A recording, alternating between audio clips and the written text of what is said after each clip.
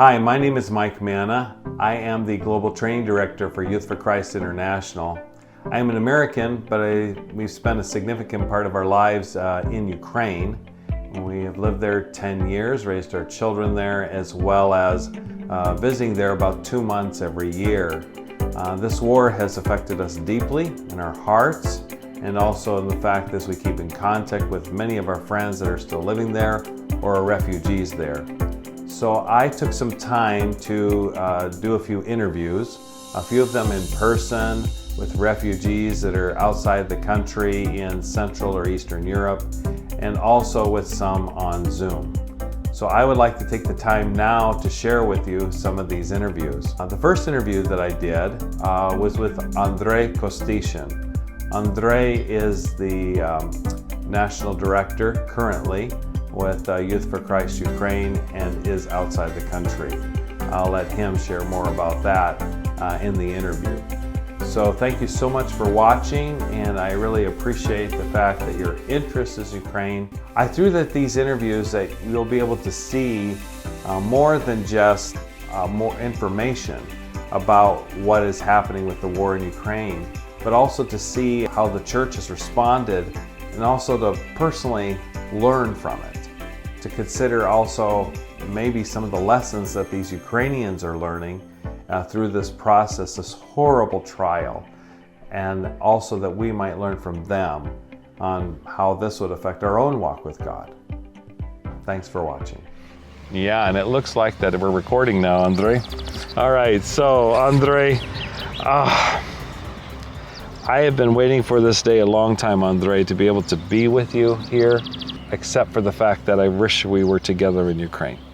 Yeah. And so that's the hard part about this. But at the same time, we both know that God's in this, and I really want to hear your story, a little bit of how God brought you to this place, what He's been doing and using you in the last 3 months, and the church in Ukraine.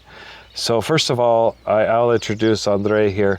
Andriy is National Director of Ukraine currently, and a member of the board through this horrible war that Ukraine is now experiencing. Even explain, we're at YFC's ranch camp in Slovakia right now. Yeah. How did you come here, and what was the process of basically saving Ukrainians' lives and bringing people here? Hello, everybody. My name is Andriy. I am so excited to meet with you through the technology. God bless you. Thank you for patience for my special English. Oh, and that's right. Yeah, thank you for speaking English a little bit. I mean, I appreciate that so much. Almost all these interviews will be in Russian, but But I will try, and God will help us. Okay. Yeah, it's a miracle place here. I believe this is a special place for us, because when everything beginning in information what God sent to me, 2 months before war started. This is information come in my faith, inside, not in my brain. In brain doesn't connection with this. Brain say, Andriy, look around. Everything nice. People build houses. Yeah. People do kids. Normal life was in Ukraine. Normal life was in Ukraine. Everything great. And day by day, God spoken, Andriy, you need to go out from Ukraine and prepare place for Ukraine's people. Yeah. And I have meeting with my staff, and I say, guys, it's war coming. Yeah, I think not everybody believe this. I didn't believe it, certainly. Yeah, we have good preparation. I believe this. Yeah, another big target, I need come to home and explain my wife. Yeah. And I come and we have nice meal, and we take our kids, everybody sit around table, and I try to explanation what God tell me, and Papa, are you crazy? And I say, I'm not, but we need to be ready. Because exactly in this time, Russian army coming too close to the border in Belarus, you know, and we thinking, yeah, this is time to thinking about this. And everything we try to organize, because I don't know time. No. You know, it's what Bible say, you need to be ready when Jesus come back. Right. And you never know when. No, we don't. And 3 of us sitting in a car, and God tell me exactly here, right now you need go to border. Wow. And I say, Wow. but when you know this voice, this is not mistake. No. You never say, Andriy, you chill, okay? Just slow down. This is your mind. You exactly know this voice. And God say, go now.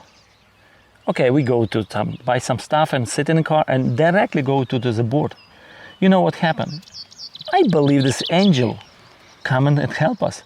Because men who come in a police from the Slovakia border, they come and they so kind for us. And just,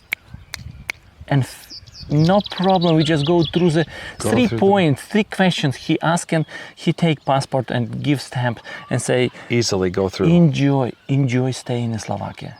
And we go through, was evening 22nd of February, and 23rd, early morning, we was here. Wow. In 23rd, in 7:30 morning, we was have meeting together with the Youth for Christ, because they pray here. Right here, on this grounds, right here. Yeah, they have prayer meeting every morning. And I say, we have prayer, and after prayer, and God spoke to me again, you need to have meeting with them. And I say, guys, sorry, we need to chat again.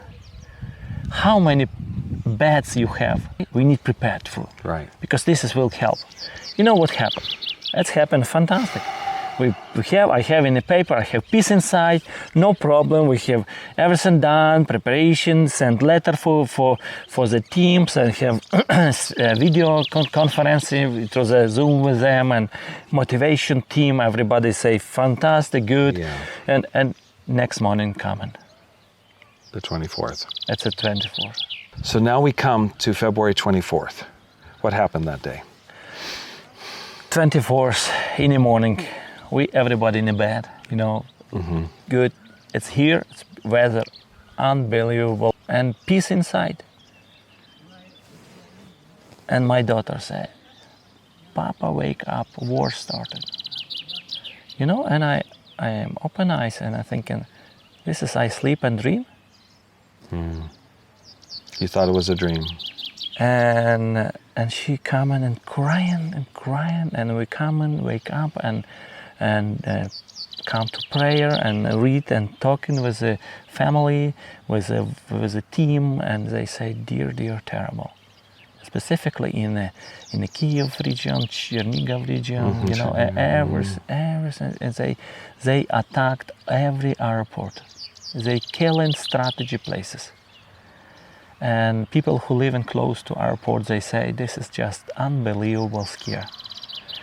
And this is day. I think nobody forgotten about it. Nobody will ever forget February 24th. Yeah. No. And you were here. God had led you here to prepare this place. So in the next week, what happened? And next morning, we have meeting with a director and a board member here, and I say, guys, you need prepared every bed when you have. Count this, and we count as 75 beds in this camp. In the camp, 75 beds, good. And they say, okay, government will give for us 16. They started to work in this government. Say 16 beds in another houses, and people. I say, you need find any beds. When this is happened in Ukraine, everybody try go out from Ukraine. This is lots of thousand the lines. cars. We remember those, the pictures on the news and everything about all of the miles and miles, the kilometers of long lines of cars and people having to walk at the end. Yes, It's very interesting because it's in this line stay one youth worker, and she's a drive car with a young lady. Okay. With the 2 kids and her mother-in-law. No. Okay. Yes, her mother-in-law. And they sit in a car in a queue in a Poland. Right. And she's sitting and thinking, okay, we stay in line, but we don't know anybody in outside in Europe. And she started to text him. Maybe somebody in Europe, please help us, just Yeah. And a friend of us, and she's a board member. Okay. And they have in one group communication, and he find us. And he say, Andriy Kostyshin, Youth for Christ in Slovakia, and press information, give information. She take this information, she connection just few seconds. Oh, wonderful. And this is first person like who calling, who's saving, who's starting to say, okay, we will come and I need a place. I need a bed. I need a place. And so the people started coming and filling up. And how many eventually Ukrainians did you have here at the ranch? Yeah, and in all this, in the 3 months in the ranch, we count, this is more like 180 people come. 180 people come through here. Wow. Yeah, wow. Some people stay in, for example, 3 weeks, some 1 month, something.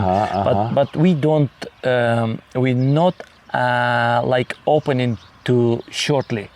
Place and this stay. is more of a this longer is more place. We have good partnership. In the next day, it's really miracle, because next day God show us possibility to have partnership with the Slovak churches and organizations. And because Youth for Christ Slovakia, they have a camp fest here, and they have a schools of leadership, school of musical. Lots of different wonderful ministries from the Youth for Christ Slovakian team. It's just amazing what they do here. Yes. And because of these connections, then they were able to help you make connections with the Ukrainians, right? Yeah. And so I have been here now with Andriy for a few days here at the ranch camp. That's what basically the Slovakians call this place a ranch, but it is a campground here. Been here for many years, and they've been able to convert it basically for this time period to fully just house Ukrainian refugees and to totally change their ministry plans and change it to help the ministry that needed to be done for receiving Ukrainians. And Andriy here has been sharing with us how that process happened and how it all began. But Andriy, I'd like to switch a little bit thoughts here and think about Youth for Christ and the church in Ukraine. And that even when this ministry has been going on here of receiving refugees and helping people to live, the ministry hasn't stopped in the country. That Youth for Christ continues to minister within the country with those that are there, that have chosen to stay there or needed to stay there, and whether it's through the day center ministry and other things. Can you think of a couple of stories that you can share with us of how that ministry has continued within Ukraine? Yeah, thank you. It's really blessed time. Yeah, terrible talking in this situation like this, but we understand what God doing. And before, as you know, we working through the daycare centers. Daycare centers, this is working with the kids at risk ministry in a week, and give chance for have food, have Bible studies, some ideas in the life, and homework from the school. Yeah. Because kids need to know, because nobody care about kids study. When parents alcoholic or drugs. And this is where YFC stepped up to help in ministering these children, and also partnering with all the local churches, and that the churches helping train them, that volunteers within these churches would open up the church or maybe rent a facility nearby, and that they would open this day centers, or like an after-school program. We're providing for them a skill, food, and Bible lessons. Yes. This is just exactly good model. Yeah, it's a wonderful model of ministry. And interesting, because when happened this, we understand we need to change everything. And our volunteers and the leaders, they come into the pastor and say, guys, we need to change ministry. And pastor say, yes, we know, but we have shock and we don't know what we need to do. and proposes many people in our volunteers and leaders. They say, okay, let's do changes, daycare center for like daycare center for kids. Let's do daycare center for families, because still this family they have nothing, and people who are refugees, refugees from another oblast, a region. To move from Bombi, just from the bombs, and they need to go, and our guys together with partnership with the churches, they started to prepare places for sleeping for like refugees camp, because church have basement or Sunday school classes, and we doesn't care about this. We need to put beds and make food and everything organizes. So really they were creating bomb shelters for either people temporarily driving through or maybe need to stay there for a while. 100%, because we know how to work with these kids. This is situation right now. When this has happened, we know how difficult lives these kids have without parents, without love, without care.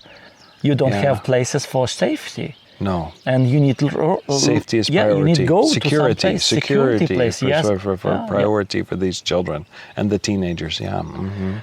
And we're so excited because Youth for Christ just quick to do this.